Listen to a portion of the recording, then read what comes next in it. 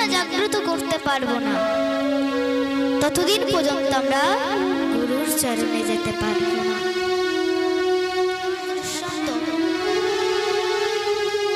না এক গোয়ালি রোজ যমুনা ওপার থেকে এবার এসে কাঠ বিক্রি করে,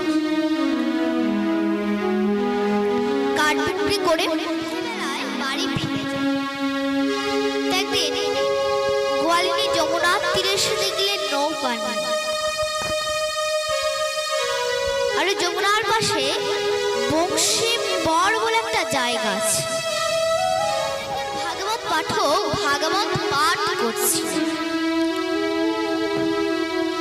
তো গোয়ালিনী মনে মনে ভাবছেন, যখন নৌকা নেই তখন আমি বরং বসে একটু পাঠ শুনে নি।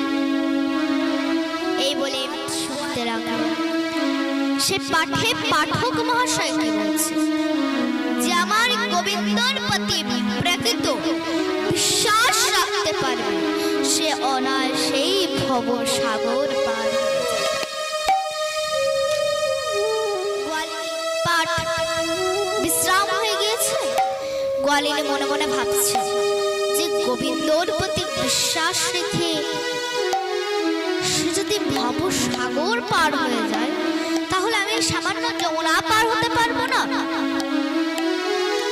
এই বলে গোয়ালিনী দোনো হাত নাম করতে করতে পার হয়ে গেলে কৃষ্ণ নাম করতে করতে পার হয়ে গেলে। এবার যেই না গোয়ালিনী পার থেকে পার গেলে আমি কৃষ্ণ পার হয়ে গেলাম। এবার তো বাবা 2 পয়সা করে 4 পয়সা দিতে হতো, আর তখনকার 2 পয়সা অনেক দাম ছিল, যেতে 2 পয়সা আসতে 2 পয়সা 4 পয়সা করে দিতে হতো। একদিন গোয়ালিনী মনে মনে ভাবছে যে আমার এই 2 পয়সা করে অনেক অর্থ জমা হয়েছে। এই অর্থ জমা হয়েছে ওই পাঠক মহাশয়ের জন্য, সেবা দিতে চায়, কিছু অর্থ দান করতে চায়। পরের দিন গোয়ালিনী গুরুদেবের কাছে গিয়ে বললেন, পাঠক মহাশয়ের কাছে গিয়ে বললেন, হে পাঠক মহাশয়, হে গুরুদেব, দেখুন বা গুরুদেব হয়ে গেল, হে গুরুদেব আমার প্রণাম গ্রহণ। না আমি আপনাকে কিছু সেবা দিতে চাই, কিছু অর্থ দান করতে চাই। গুরুদেব বলেন, আরে তুমি তো কাঠ বিক্রি করো, কাঠ বিক্রি করে তুই কত পয়সা সঞ্চয় করেছো, তুমি আমাকে সেবা দেবে? এত পয়সা আছে তোমার কাছে? গোয়ালিনী বলছে, কেন থাকবে না গুরুদেব, কেন থাকবে না পাঠক মহাশয়? আপনি তো সেদিন পাঠে বললেন বিশ্বাস মেলায় বসতে তর্কে। আপনি তো বলেছেন ভগবানের প্রতি বিশ্বাস রাখতে, তাই আমি ভগবানের প্রতি বিশ্বাস রেখে পয়সা করে 4 পয়সায় নৌকায় দিতাম, সেটা আমি জমিয়ে রেখে রেখে কিছু অর্থ সঞ্চয় করেছি, কারণ এখন আমি কৃষ্ণ নাম করতে করতে পার হয়ে যাই। গুরুদেব বলছে, ঠিক আছে তাহলে চলো। গোয়ালিনী গুরুদেবকে নিয়ে যমুনার কাছে এসেছে। গুরুদেব চলো। গুরুদেব বলছে, আরে তুমি কি পাগল হয়েছো? আগে নৌকাটা আসুক তবেই তো যাবো। গোয়ালিনী বলছে, কোনো নৌকার দরকার নেই গুরুদেব, আমি এখন কৃষ্ণ নাম করতে করতে পার হয়ে যাই।